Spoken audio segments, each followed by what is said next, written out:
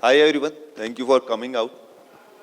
So this session is about fast deliveries, fast ROI, driving performance on quick commerce platforms. We have Chanpreet, she is Chief Business Officer at Wholesome Foods. Wholesome Foods in healthy food segment, founded in 2006. We also have Vikar from Value Leaf. He is the head of digital strategy, founded in 2006.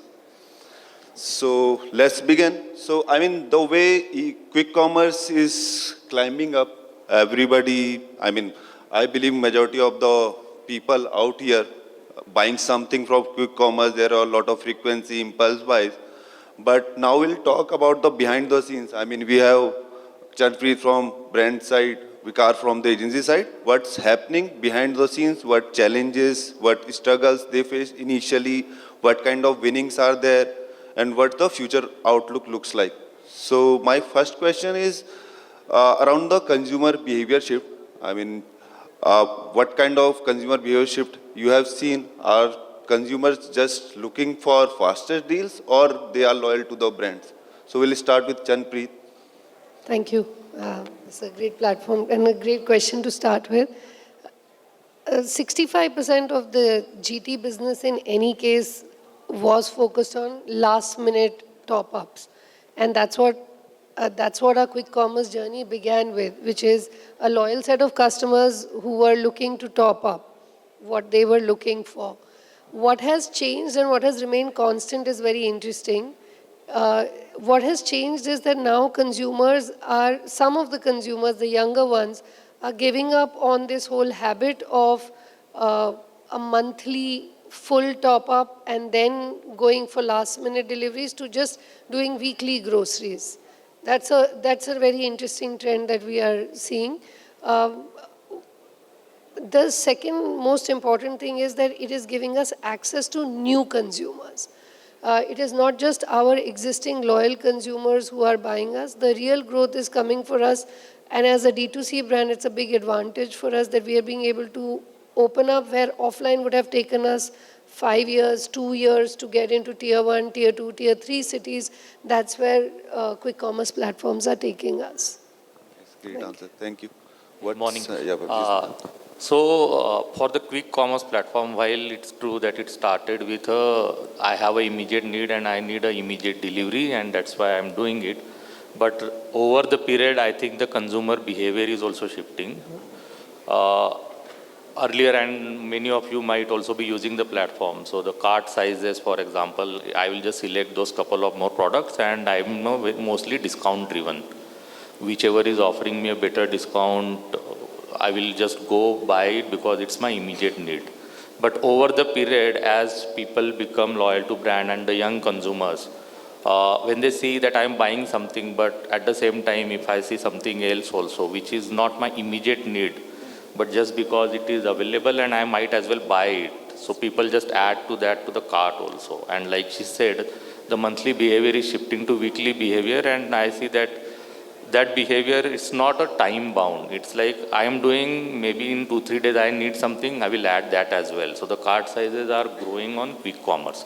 So it's slowly taking away the monthly purchase pattern. So if you had let's say 10K as a hypothetical budget for a monthly purchase, and quick commerce was let's say 2K, that the 10K, 2K might shift to let's say 6K, 4K kind of scenario in coming future. So that's how the consumer behavior is shifting. They are looking for higher AOV as well. Yes. Earlier, people were buying for lower AOV products. Now they are looking for higher AOV products as well. They are adding more products to the carts, not only the immediate need that I need right now, maybe something that I might need in next. So it's like instead of opening the app or the platform for let's say 4 or 5 times whenever I feel need, but I might need something else. It's like a more very intensive behavior that just on the people are buying it at the spur, but at the same time something might come to your mind and you will buy it. Chanpreet, what's your say? Basically, if the AOV is building, people are adding more products to the cart. Is quick commerce building that trust to the user? That's how it's going, or there are any other reasons? To be honest, I'm going to have a very biased view towards food industry. Okay, e-commerce as a revolution happened but not for the food industry, because there was freshness required, there is quality required, there's handling, frozen products, expiry, and so on. And food is not something you wait for 7 days. Food is something that you go across to your corner store and go pick it up and come back and you check the freshness of it and so on. So I believe that quick commerce is the first food revolution that has come, food commerce revolution after modern trade. So from GT there was modern trade, and from modern trade I would say it is quick commerce in a really seismic shifting fashion. That's one. So what is the one need that we are clearly seeing is speed. But the other thing that it is doing is actually giving you access to brands that you did not have access to earlier in your corner store. Just by sheer cost of distribution was very high for, let's say, niche brands or D2C brands or premium brands. There was no way we could have been in 55,000 GT stores. But today we are on all quick commerce channels and we are accessible to you. So the access to selection, premium selection, is actually one of the biggest USPs of quick commerce, especially in context of food.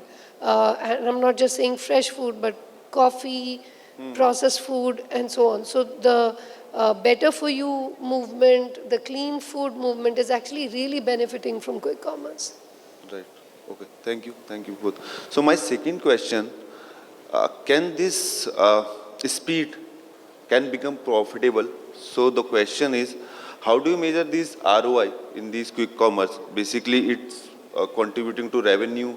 Are you looking for lower CAC, or it's a top line revenue increasing? I mean, how do you measure these ROI on quick commerce? Let's start with Vikas. I represent some quick clients who are, let's say, it's a journey.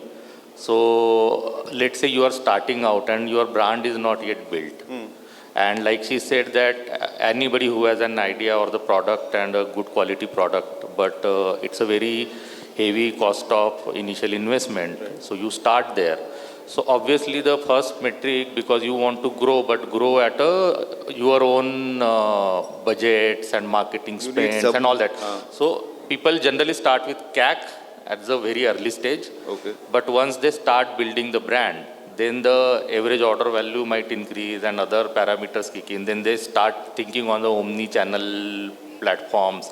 They might develop on their brand, direct selling sites, apps and all. So then it becomes a contribution to revenue and what is the incremental that you can drive out of it. So the ROI measurement is it's not that I will fix up a measurement KPI and I'll keep measuring the same. They might evolve over the period of the time. Okay. What's your say on it, Chandni? To be honest, this is almost like a question we used to ask when digital media came in for advertising, and we said, are we going to use digital media advertising only for performance marketing? That's a similar question, because quick commerce is another commerce platform. The fundamentals of building brand don't change. So we don't do performance marketing on quick commerce, we do marketing on quick commerce. Just like every channel has its own nuances, there's an on-platform marketing nuance and an off-platform marketing nuance. So we are driven by ROAS, and we do an overall ROAS. Okay. We are not literally, while we do monitor placements and returns by placements as an indicator, but overall for us the health of the channel is indicated by organic plus paid purchases. That's one. The second is we all look at accretion of new users. That's a very important metric, because at a certain time during, say, last year this time, we were just seeing, we used to lose customers on one platform and gain on another platform.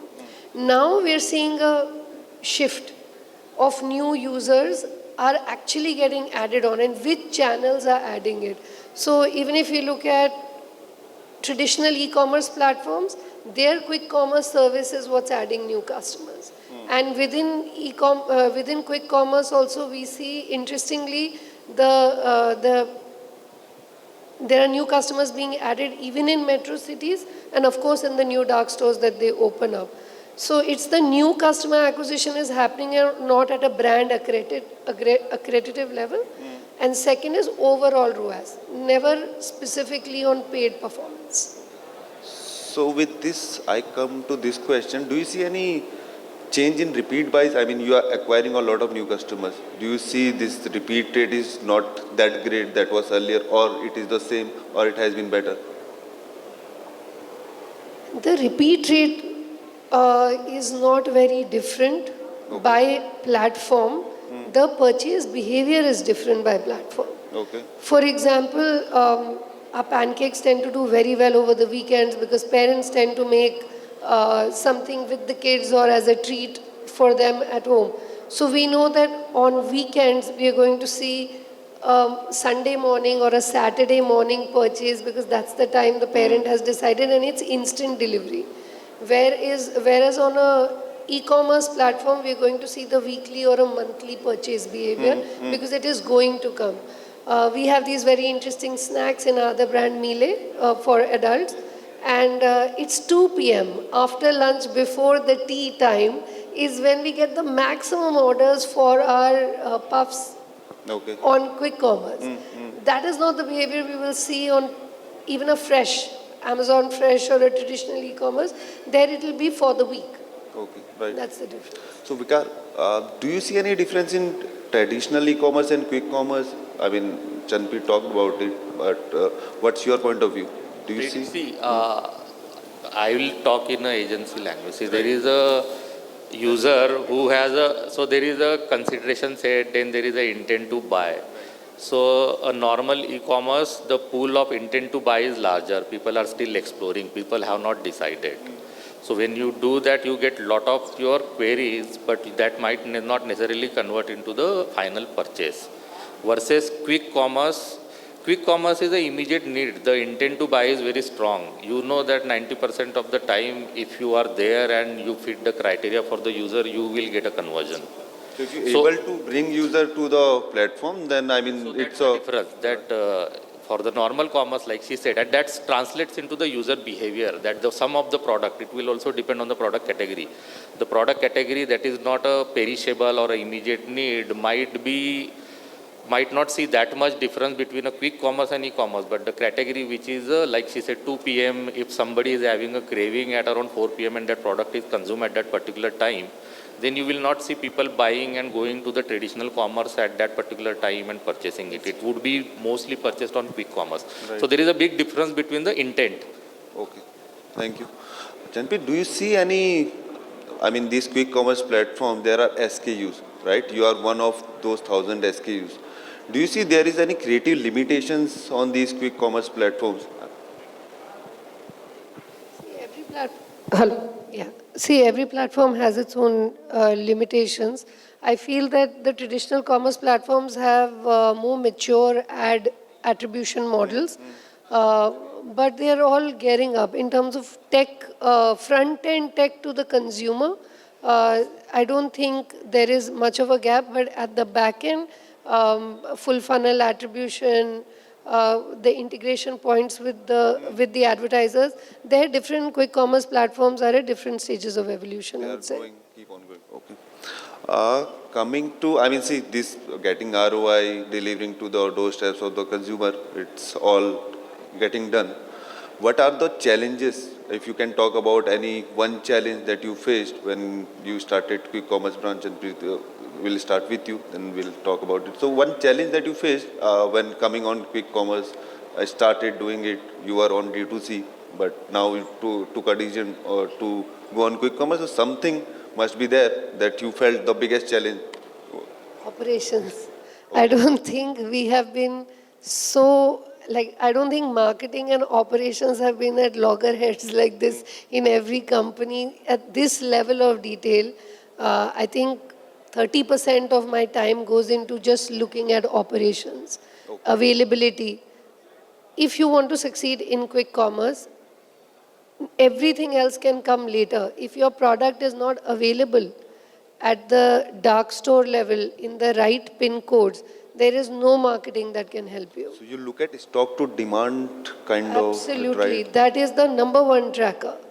So if you are not, in fact, most of our effort in dashboarding goes into checking our availability, and all spends, and I'm sure you do that for your customers, all our spends are controlled basis availability first. So if the availability drops beyond a certain threshold, there is no advertising that happens. So the challenge was operation, right? Absolutely. That was the first thing that we had to rewire. Right. What's So, your point of view, I'll sir? bring in a different perspective because I think most of here are also want to advertise on, let's say, quick commerce, and a brand who is starting, they also want to. So while there are, I understand that the operation challenge is the biggest challenge. And I mean, just we were having a discussion in the morning that in my area, when I search for the product, I generally, your product don't show up. So I understand where she's coming I'm from. going to Because take your if it is pain not available, no amount of marketing is gonna help you. So that aside from that, let's say for the client who wants to use their inventory or they want to showcase their product, because ultimately these are when there is an impulse buy and if there are 10 products, how your product stands out is the key. Then in that case, the challenge for somebody who is spending money there on their platform or putting their effort on that platform, the measurement, she touched upon a bit on it, but these platforms, because they are starting at, the measurement is not very solid. They are still very top of the funnel and not a very ROAS focus. So the ROAS measurement, they have to go to the ROAS measurement at the top level because you are not able to compare the channels with each other, that what is ROAS coming from here versus there. A lot of indirect things that's So the happening. measurement from the purely from the agency point of view, for the clients whom I am running, let's say campaigns for, I am helping them grow on e-commerce. The measurements become a very important part of it, that when I'm putting money, what is the ROI I'm getting, and these platforms are lagging there. So that's one of the biggest challenge from the different angle. Okay. Any learnings? I mean, we talked about challenge. Any learning you want to talk about on quick commerce? I mean, there will be many, but anyone Yeah. you want to talk I about? feel, how many of you are marketeers here? As in brand owners? Great. And from a consumer behavior point of view, all of us are using one or the other quick commerce platform. How many seconds does it take you to actually go from launching the site to closing the transaction? Any guesses what's the average? 30 seconds? 1 minute? I don't know. I mean, Yeah, that's a good question. So any guesses how many seconds does it take on an average to a user in metro cities? Yeah, so, absolutely. So the average is 45 seconds max. And contrary to perception of what digital has been doing, your brand is the most important asset that you have. Even more important than what it did for us in traditional e-commerce. I feel those were slower times because, you had these beautiful brand pages, you had brand stores, people got onto the platform and spent time exploring. My biggest learning in quick commerce is that just showing up in availability is not good enough. It is the critical, it's critical but not sufficient for us to build our brand off platform so that when people come, they search for your brand. You become synonymous. Your top 3 products or top 3 categories need to be available and top of mind recall. That would make it successful. So you are winning if 70% of your business is coming from brand searches. If you're going to be dependent on a category search and hoping that you will show up on a page, your cost of acquisition is going to be very expensive. And if you're a new age brand, there is no way you'll be able to compete and become profitable on a quick commerce channel. to build the brand and You have to build your organic searches. And that doesn't necessarily happen only on platform because like he mentioned, the attribution is very poor right now. They're developing. Different platforms are at different stages. So you have to continue to do brand building off platform. I would say that would be the critical way of going forward. thank you. What the future looks like to you? Futures, I think, like I said, some of the monthly behavior shifting to weekly, and the way newer markets are getting accessed and all. So first of all, that behavior will shift there, and the markets in the metro cities will evolve more and more the cart size will go up, I think in quick commerce with the perishable, non-perishable and all. So that's a very exciting and a very competitive future. That's why if you see That is the core reason that the quick commerce, let's say at the start, is need is different. So there were only quick commerce player, but the e-commerce understood that it's not only they will build a different market, it's the market share that will get captured from them. That's why all the big e-commerce also have a quick commerce, and there is a race to go to quick commerce to protect that share. So that is going to happen, and I think the good future, I think, is purely from the, if somebody wants to do a advertising and somebody wants to build a brand and they don't have the resources to build a brand offline. So this quick commerce platform has brought in a lot of innovation in targeting. Okay. So they have so many different places where you can market your product, and there are so many creative formats. You can gamification. You can brand, They are your brand can basically do a growing. game on the platform just to do a brand building. So you are not traditionally buying your impressions on YouTube and all. You can actually build your some of the brands in multiple touch points on this quick commerce brand. Right. So I think plus they have the first party data, which is a very powerful data. Right. So as they also are in the race to monetize their first party data, I think that's where the opportunity lies for a lot of marketeer to utilize this platform to grow their business by using their monetization features on the, be it ad placement, be their collaborations with the YouTube and Meta and the Google ecosystem to drive the performance out of it. So even purely from the performance marketing point of view, I think these are the good platforms which have a potential. See, cool. Thank you. I mean, we are close to end of this session. Already time's up. But one advice you want to give to these marketers, both of you. I mean, we can start with you, Chanpreet. One advice if you want to give to these marketers, if they want to start building brands or driving performance from quick commerce platform. So what it will be? My recommendation would be that you don't need to be present in every platform. There are certain categories that lend themselves beautifully to quick commerce. But if you're starting, start with one. Understand your operations and brand expenses around it rather than going very wide. Cool. Thank you. Veera. My advice would be that when you start, we are very focused on the ROI, any marketeer, but set aside a good budget for brand and start building the brand, because that's the only way you will be able to stay out of clutter. And like she said, brand searches, that won't happen automatically. You have to build your brand. Don't be performance focused because you are resource constrained. Keep a long-term view and keep investing in your brand. Okay. Thank you, Vikas. So, I mean, I'll just summarize. Basically, before going to quick commerce, you need to build the brand. There are different strategies. Don't go directly for ROI. Go for CAC, initially acquiring the customers. Then look at your 1P data, how you can utilize this. And I mean, these are platforms still in a growing stage. So, future outlook looks very good. So, thank you everybody for coming out. Thank you, Chanpreet. Thank you. Thank you, Vikas.